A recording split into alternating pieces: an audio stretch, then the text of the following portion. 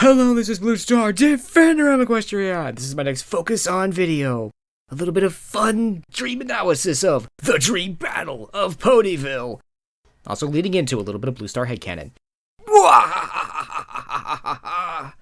Yes, well, I probably will go, full dream analysis on this episode, as I've already have in some cases. But in this case, I kind of just want to have a little bit of fun and, talk about a few fun things I noticed during the Battle of Dream Ponville. The big one was when I was looking through my screenshots, I found this one image of Fluttershy. Just before she turns into Flutterpat, she's like, "Oh no, I know what I have to do. Oh no."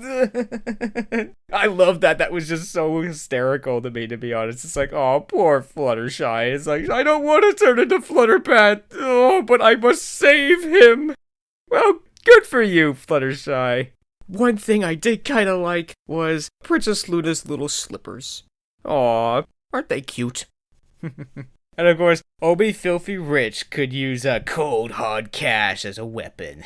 That's what made this so much fun, and why I love the Dream Battle of Ponyville so much, is because it's literally unleash your dreams upon them and pick your weapons. We're going in, team.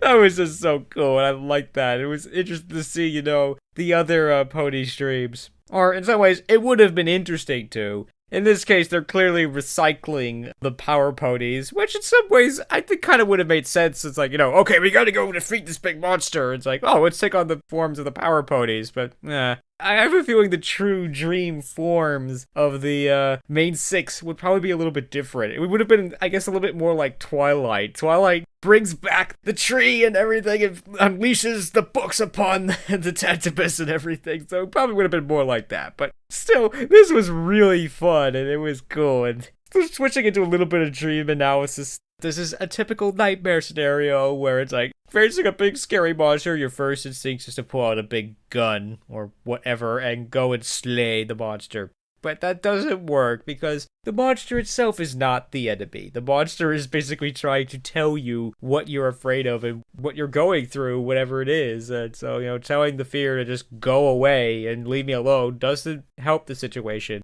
And that's what was cool about this, was that, Princess Luna ultimately defeats the Tantibus, not by trying to beat up the Tantibus. She ultimately defeats it by basically accepting the Tantibus for what it is, and just simply accepts it as a part of her and everything. And I did like the whole battle, because again, that was the resolution, but it also escalated the way that normally it does, with what I like to call the bigger gun response, where it's like Pinkie Pie says, "Well, do more!" Well, your first instinct's, well, whatever your first dream form, that didn't work, well, pick another dream form, a bigger one this time. It's like someone draws a gun on you, well, just draw a bigger gun.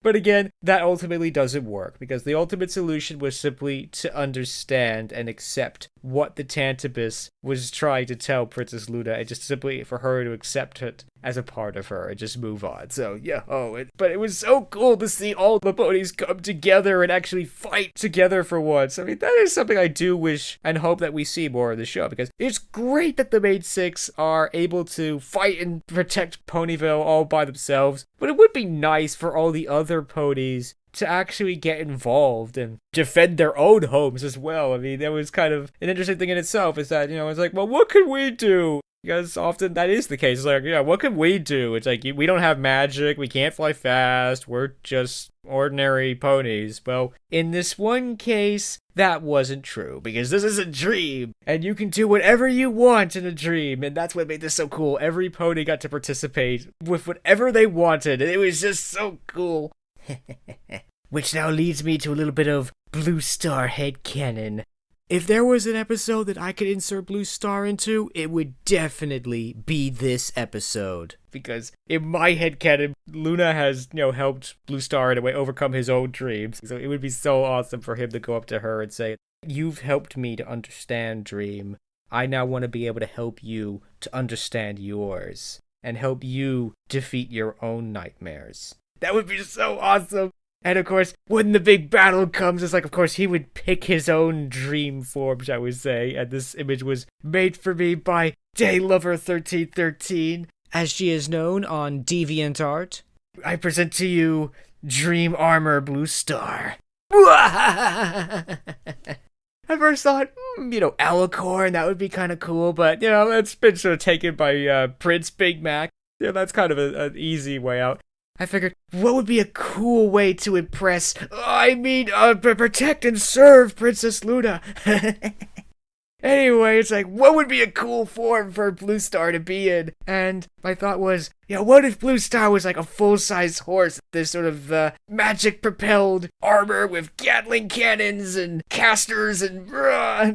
That's sort of the basis of the dream armor and everything. I like it. It's cool. It's like, yeah, definitely the Princess Luna wings were definitely a nice touch. Thank you very much, Daylover1313. Yo-ho.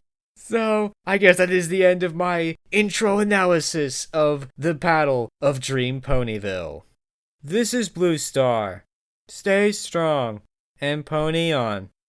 BlueStar out.